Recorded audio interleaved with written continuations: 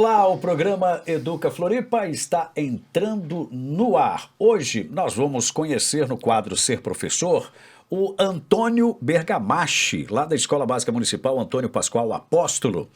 Na matéria especial, o tema é Docência Pedagógica para Bebês. Nós gravamos essa matéria lá no NEIM Altino de Altino Cabral. E no nosso momento de reflexão, o tema é Educação do Mundo Real. No quadro é o seguinte: como convidado especial, nós temos aqui um expert em educação ambiental. Hoje eu vou conversar com Alexandre Pistoia Seidles, que é gerente de articulação pedagógica da educação fundamental.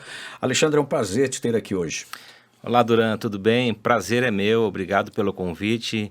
Sempre importante esses espaços de reflexões para que a gente possa levar as mensagens voltadas para a sustentabilidade e as ações desenvolvidas na nossa rede municipal de ensino. O tema é muito atual, educação ambiental. A gente já começa o nosso papo já, porque antes eu quero chamar aqui o nosso quadro que é Ser Professor. Hoje a gente ouve o depoimento de um profissional que já atuou no ensino médio e no ensino superior, mas que se apaixonou mesmo pelo trabalho realizado com os anos iniciais do ensino fundamental. Vamos conferir.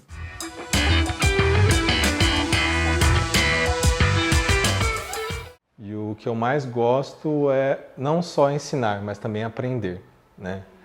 Os alunos, eles trazem muita coisa de casa, muita coisa da vivência deles também. Apesar de eles terem uma bagagem um pouco mais curta do que a nossa, eles sempre trazem alguma coisa nova que a gente consegue até agregar dentro do conteúdo que a gente está trabalhando na sala de aula muitas vezes, né? E eu acho isso bem interessante, bem bacana. Eu já trabalhei com ensino médio, ensino superior, ensino técnico, os anos finais do ensino fundamental, mas as crianças do 1º ao 5º ano me ganharam. Eu trabalho com elas já faz 4 anos. Gosto bastante de trabalhar com eles. Ele é um público muito interessado, que tem vontade de aprender, que faz perguntas que desafiam a gente, porque muitas vezes a gente não tem respostas para as perguntas que eles trazem, e a gente vai buscar essas respostas, a gente constrói essas respostas junto com eles, e essa é uma troca muito bacana. É um momento muito legal que eu consigo fazer dentro das minhas aulas com eles. A gente constrói uma relação muito próxima com os alunos, são crianças, eles têm um lado afetivo muito forte. Então a gente consegue construir e transpassar a ideia só do educar. O educar e cuidar, o educar e acolher, porque muitas dessas crianças passam por diversas situações. A gente acha que só a nossa vida de adulto é difícil, mas muitas dessas crianças também passam por muitas dificuldades. E elas precisam de alguém que escute elas, que acolha e que talvez mostre algum caminho, alguma solução para essas dificuldades que elas estão passando. Isso é uma coisa bacana também dentro da profissão, para a gente tentar ajudar essas crianças. Esse foi o nosso quadro Ser Professor, e hoje nós estamos aqui com um professor também, recebendo o Alexandre, como eu falei na apresentação, que é gerente de articulação pedagógica da educação fundamental. Alexandre, a gente quer saber um pouquinho da tua história, da tua trajetória na educação. Então, durante a minha trajetória já tem aí 17 anos, eu sou natural de Santa Maria, eu me licenciei em Geografia na Universidade Federal de Santa Maria e posteriormente eu fiz mestrado em Climatologia Geográfica na mesma instituição. Em 2005 eu vim para Florianópolis já como professor da nossa rede municipal de ensino e cá estou. E durante esse percurso eu tive a oportunidade de vivenciar diversas instituições como professor ACT e também depois como professor efetivo. Há 5 anos eu estou na Secretaria Municipal da Educação desenvolvendo ações voltadas para a sustentabilidade e atualmente desempenhando a função de gerente de articulação pedagógica. Então, uma trajetória de 17 anos, da qual eu tenho muito orgulho pela caminhada, pelas parcerias que construí, pelas amizades e por tudo aquilo que eu pude construir assim junto aos nossos estudantes, que são as nossas preciosidades, vamos dizer assim, aqueles para os quais nós dedicamos a nossa atuação, a nossa formação, os nossos anos de leitura, em prol do desenvolvimento da aprendizagem, buscando uma Florianópolis ainda melhor. Bom, você começou lá como estudante, né, de geografia, hoje é gerente de articulação pedagógica da educação fundamental. Eu quero saber quais são as atribuições de um gerente de articulação pedagógica dentro da estrutura educacional hoje em Florianópolis. Então, durante a gerência de articulação pedagógica dentro da Diretoria de Educação Fundamental tem um espectro de atribuições muito grande.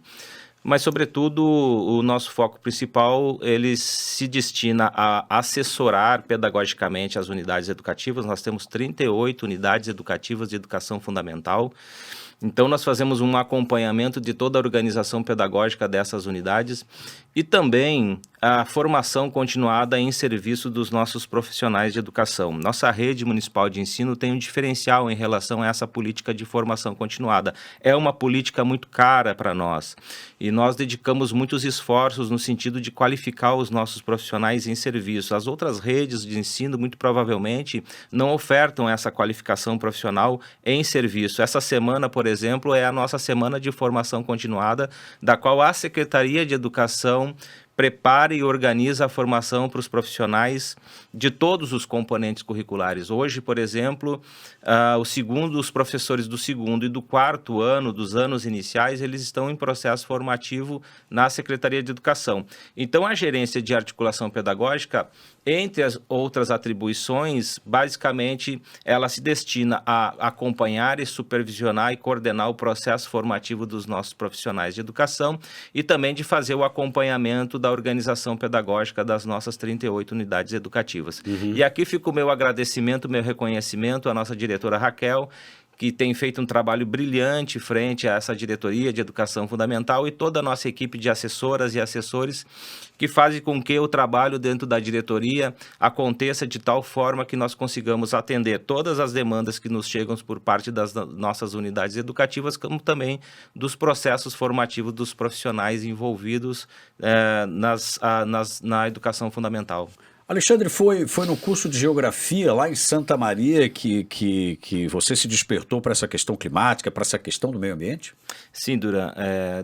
No decorrer da minha formação acadêmica, eu me deparei com questões voltadas para sustentabilidade, sobretudo para a área da climatologia geográfica. Aí, obviamente, foi paixão à primeira vista, vamos dizer assim. Então, todas as minhas leituras, todos os meus esforços, as minhas contribuições acadêmicas, elas se deram nesse sentido, voltados para as questões ambientais. Bom, daqui a pouquinho a gente vai entrar num assunto que é um assunto importante para todo mundo, né? Que é a questão climática, né? Os assuntos da questão climática global.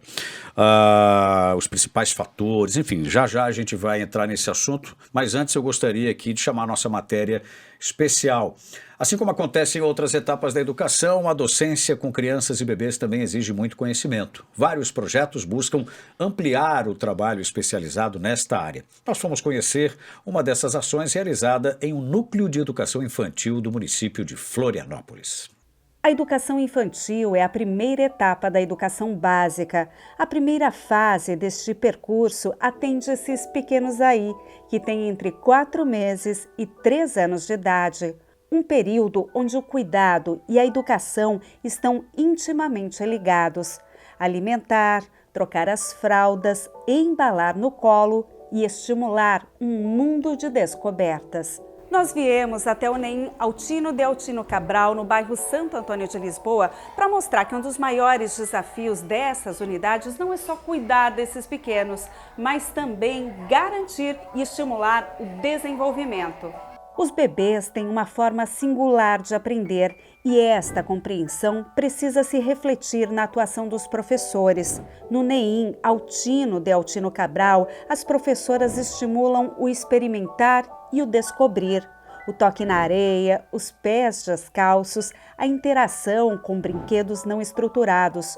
O resultado do trabalho desenvolvido com as crianças da unidade será apresentado em um seminário que justamente vai abordar o tema Educar, Cuidar e a documentação pedagógica na educação infantil. A gente ainda vive, sim, né? Uns aspectos, né, dessa coisa que ficou no inconsciente coletivo aí, de que a educação infantil é um espaço assistencial, né, que é um espaço somente onde as crianças vão ser alimentadas, onde a gente vai trocar a fralda das crianças, né, um espaço seguro para que elas possam ficar enquanto a família está trabalhando, né, e a gente luta dia a dia para que essa visão seja superada, né. a educação infantil, esse espaço aqui é um espaço educativo. Envolve relações de cuidado, com certeza. Né? E essa relação de cuidado é a docência acontecendo. Né? Então, assim, ao momento que eu vou pegar um bebê e vou trocar a fralda dele, eu vou estar comunicando essa ação. Né? E essa ação comunicativa ali é a minha docência acontecendo. Eu vou dizer, fulano, né? Cíntia, vem com a Márcia, eu vou te colocar ali no trocador, ele é mais alto, eu vou tirar a tua fralda. Em alguns momentos eu posso contar histórias, né, para você enquanto eu estou ali trocando a tua fralda, mexendo no teu corpo. E essa relação que a gente estabelece ali, que tem toda essa relação de cuidado, de bem-estar físico da criança, é a minha docência acontecendo naquele momento. E é assim na alimentação, né? E para além desses cuidados corporais, existem os cuidados emocionais de um bebê tão pequeno, né, se despedindo da família e ficando nesse espaço. Então, assim, ó, envolve muitas relações. A gente poderia ficar aqui a manhã inteira falando sobre isso, do tamanho que é, né, esse trabalho que a gente desenvolve aqui.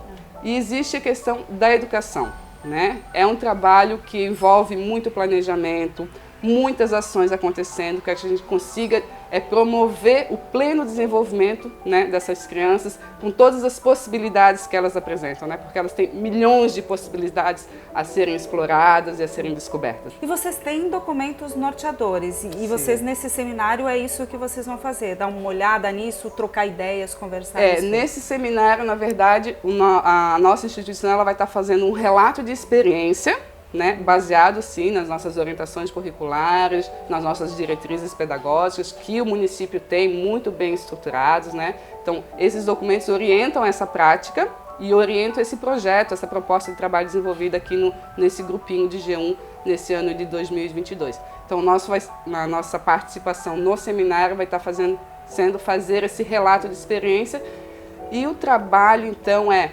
bebês, natureza, os materiais não estruturados. O que é um material não estruturado? É um material onde em si, num primeiro olhar, ele não te diz qual que é a ação possível sobre ele, né? Diferente de uma boneca, que instintivamente já te pega, né, faz a criança colocar no colo, naná, imitar, né, essa questão do universo cultural do adulto, né? Um material não estruturado é um graveto, por exemplo, um galinho de uma árvore. E esse graveto, ele pode virar essa boneca. Mas ele, num primeiro momento, ele não diz que ele é uma boneca, né? Mas a partir da interação da criança com esse objeto, ela vai dando significado e dando possibilidades para ele. E vai construindo, né, no seu processo de imaginação, no seu processo de desenvolvimento, vai construindo um significado para aquele objeto. E daí a gente tem as tampinhas de garrafa, a gente tem os rolinhos de papéis, a gente tem as folhas, as flores, a areia, sabe, o tronco da árvore. A natureza em si é um vasto universo de elementos não estruturados e disponíveis a nosso bel prazer, né, que a gente possa estar levando as crianças, tendo esse contato, e elas vão descobrindo. A professora explica que a relação com a natureza é um dos pontos destacados nos documentos orientadores, um campo de experiências. Tem uma parte que até faz parte da escrita do projeto, de uma forma, que diz assim, ó, nenhuma criança vai parar para ver o vento se um adulto não estiver disponível para mostrar isso, né? Então, assim, ó, os nossos bebês, né, sendo tão pequenininhos, eles não vão parar para ver o vento, eles não vão parar para ouvir o canto dos passarinhos se o adulto não estiver disponível para estar levando ele para esse espaço. Porque o vento, a chuva, né, o canto dos passarinhos não está aqui dentro da sala. Não que a gente não possa trazer isso para dentro desse espaço, né? Mas o que a gente quer é justamente o contrário, a gente quer desparedar. Né? A gente quer tirar as crianças dessas quatro paredes e mostrar para eles esse universo imenso que é estar do lado de fora.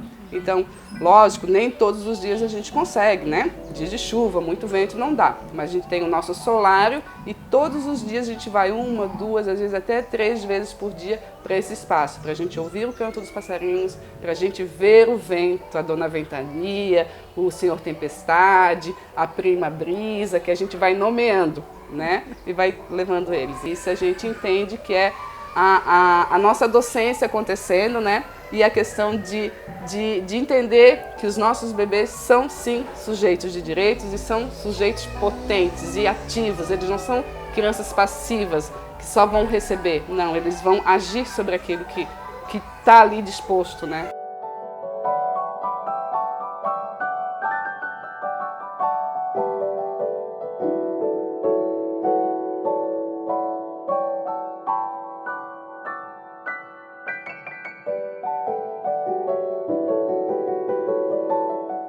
Essa foi a nossa matéria especial sobre docência pedagógica para bebês. Voltando aqui com o nosso entrevistado, o Alexandre, o assunto agora é questões ambientais. Quais são as questões ambientais de maior relevância hoje a nível global, Alexandre?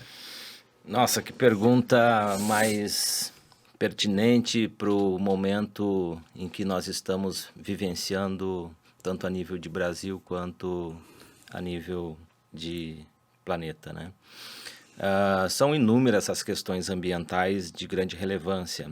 No entanto, eu faço um destaque para as questões voltadas para as mudanças climáticas e também para as questões voltadas para a poluição dos oceanos.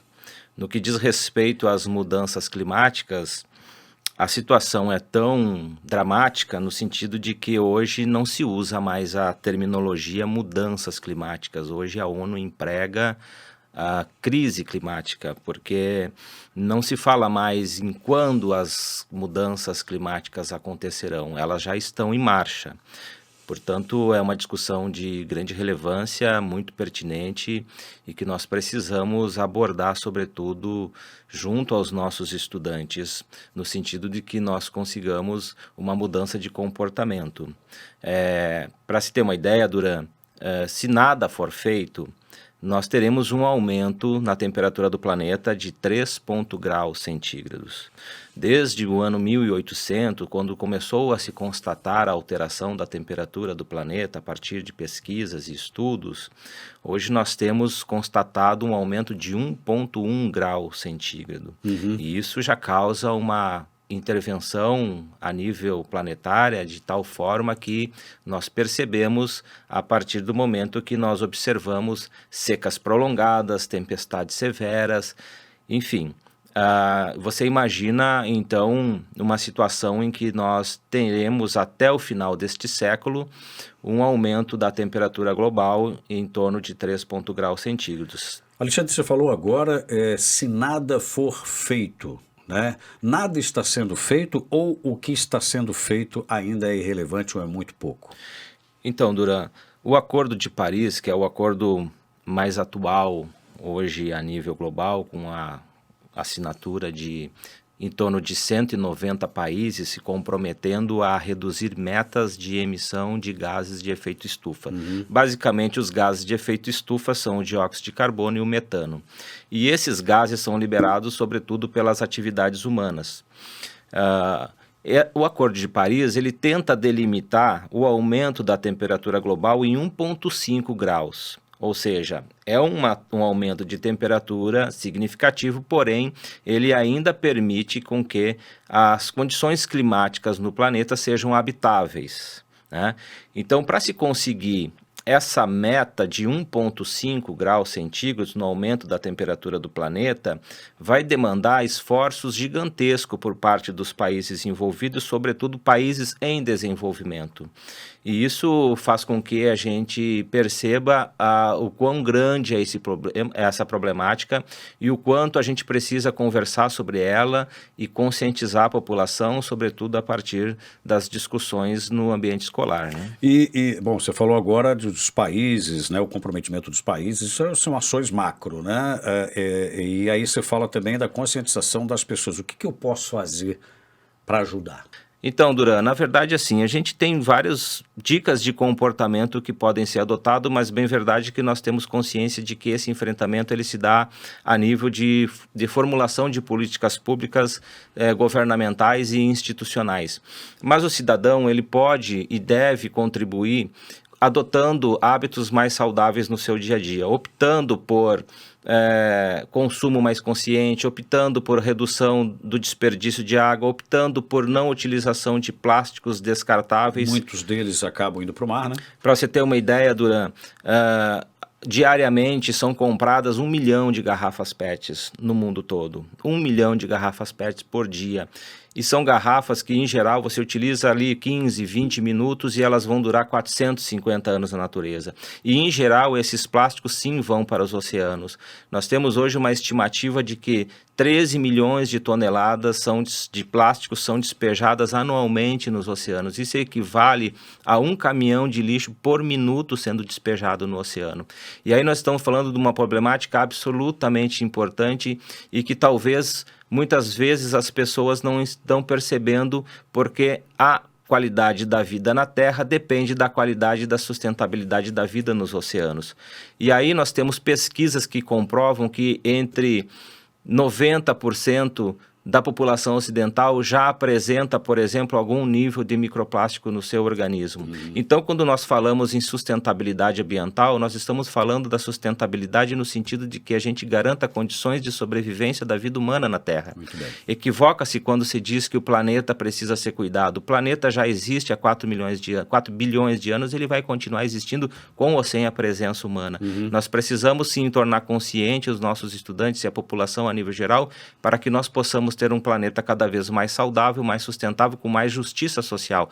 E aí nós temos que entender que a sustentabilidade ela não está dissociada das questões sociais, das questões políticas e das questões de produção e consumo. Por isso, nossa rede municipal de ensino trabalha dentro de uma perspectiva da educação socioambiental, porque não se dissocia meio ambiente, natureza, das ações, das atividades humanas e das relações econômicas, políticas, culturais e de produção, como eu mencionei. Importante é que existe essa preocupação, né, de educar, de ensinar essas crianças, né, a importância da preservação do meio ambiente para as futuras gerações.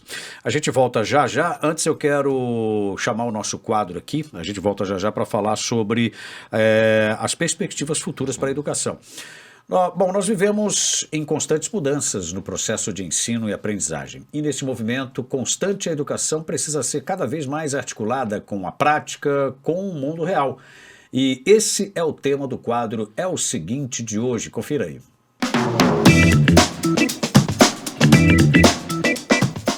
É o seguinte, mundo real. A educação tem que ser a educação do mundo real. O que é que isso significa? Desde o momento que eu cheguei na Secretaria Municipal de Educação de Florianópolis, eu venho falando isso. Educação do mundo real. A educação da sala de aula, ela não pode estar desconectada com a educação do mundo real. Aquilo que acontece fora da sala de aula. Hoje, o nível de informação que as crianças têm, que as crianças chegam no espaço de aprendizado, é muito maior que no passado. Independente da classe social, é muita informação. E essa informação precisa ser articulada com o professor. A criança tem acesso a múltiplas possibilidades de informação. Isso faz com que, quando o professor dá uma aula, ministra seu conteúdo e fala conectado o assunto com a realidade, isso faz mais sentido e significado para a criança. Quando ele dá uma aula, e aquela aula mais tradicional, que só é uma aula a gente chama de monólogo, né? A criança sentada, o cidadão lá falando, e ele não contextualizando, não dando exemplos práticos, a criança fica se perguntando, para que isso? Se tudo está no celular, se tudo está no YouTube, se tudo está na internet. Então, a educação do mundo real precisa estar conectada com a prática. Eu dou sempre um exemplo, né, dizendo o seguinte, quando eu aprendi ditongo, dígrafo na minha vida, transformou a minha vida. A grande pergunta é, e hoje em dia? Hoje em dia está tudo na internet. Um professor, para dar uma aula sobre isso, ele tem que fazer associações com a realidade prática do estudante, com a comunidade que ele está. Se ele fizer isso dessa forma, a sua aula, como diria Paulo Freire, vai fazer sentido e significado. O desafio do professor hoje é saber responder aquela pergunta que todos nós fazíamos quando estávamos nos bancos escolares. Professor, para que isso? Eu vou usar quando? Como é que o professor respondia isso? Ah, no futuro você vai precisar, no futuro você vai usar. Mas naquela época a gente tem que lembrar que não tinha internet. E a única fonte de conhecimento era o professor e o livro. Hoje, a fonte de conhecimento ela está no mundo da internet. Com 2 cliques o cidadão tem acesso ao conteúdo. Então, a pergunta hoje é mais difícil, né? Para que eu vou usar isso? Se o professor fizer as suas conexões alinhada à realidade prática do estudante, a partir da metodologia de projeto, ou seja, criando possibilidades para que ele veja que aquilo que ele está aprendendo tem aplicabilidade. E eu não quero dizer que tudo que a gente estuda tem que ter aplicabilidade no aqui e no agora. Não é isso que eu estou fazendo, a gente aprende para bagagem, né? Bagagem futura, não tenha dúvida. Só tem um detalhe, quando o professor faz isso, a aula fica mais leve, a aula fica melhor, porque a nossa vida é do pegar, é do fazer. E se a aula for do pegar e do fazer, ela vai fazer mais sentido. E aí o estudante vai entender que a aula e a escola, elas são atraentes. Vale a pena ficar lá. É o seguinte, a educação transforma. Um grande abraço e um beijo no coração. Esse foi o nosso momento de reflexão, a educação no mundo real. Foi o quadro É o Seguinte. Bom, chegamos ao final do nosso programa e, Alexandre, eu gostaria de saber quais são as perspectivas futuras para a educação ambiental na rede em Florianópolis. Antes de responder à tua pergunta, Dura, eu gostaria de agradecer ao nosso secretário de Educação, professor Maurício, que tem sido um grande incentivador das ações voltadas para a sustentabilidade.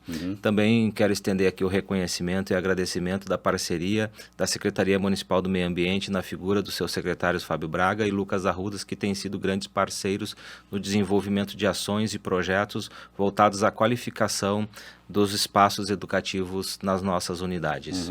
Eu gostaria aqui de frisar também 2 aspectos de grande relevância no sentido de que nos permite projetar uma perspectiva muito positiva dentro dessa discussão, que são os espaços voltados para as hortas escolares e composteiras. A ideia é que nós conseguimos agora no segundo semestre de 2022 qualificar esses espaços, construir hortas pedagógicas em todas as nossas unidades educativas, desde a educação infantil até as unidades de educação fundamental. E também fazer um destaque a um projeto que nós temos na Secretaria de Educação, é um projeto extracurricular que complementa as ações de educação ambiental desenvolvidas nas unidades educativas, que é a Escola do Mar, que se atém a fazer uma educação tanto patrimonial, focado nas fortalezas da ilha, como principalmente uma educação voltada para a conscientização em relação aos ambientes marinhos e os ecossistemas costeiros da ilha de Santa Catarina. Atende em torno de 2.000 estudantes com navegação, com barco-escolas, complementando, como eu falei, as ações desenvolvidas, as práticas educativas que as unidades educativas desenvolvem dentro dessa discussão da educação ambiental. Muito bem, parabéns aí pelos 2 projetos, né? Lembrando que a Florianópolis é uma ilha cercada, né, por água, então a Escola do Mar vem bem a atender aí a necessidade dos alunos. Chegamos ao final do nosso programa, Alexandre, e nós queremos te agradecer aqui pela tua presença e por a sua contribuição aqui ao Educa Floripa. Eu que agradeço a oportunidade, é sempre muito importante que a gente consiga trazer essa mensagem da importância da educação ambiental, dos trabalhos que são desenvolvidos nas nossas unidades educativas, dos projetos e das ações a nível de gestão que a Secretaria de Educação vem promovendo e deixar uma mensagem para os nossos telespectadores no sentido de que a gente reforce a importância da conscientização, da adoção de hábitos mais saudáveis para que a gente possa ter uma cidade, uma Florianópolis mais justa, uma cidade mais equilibrada e ecologicamente mais saudável. Muito bem. Muito obrigado mais uma vez, Alexandre, que é gerente de articulação pedagógica da Educação Fundamental. O Educa Floripa ficou por aqui. A gente volta no próximo programa. Até mais.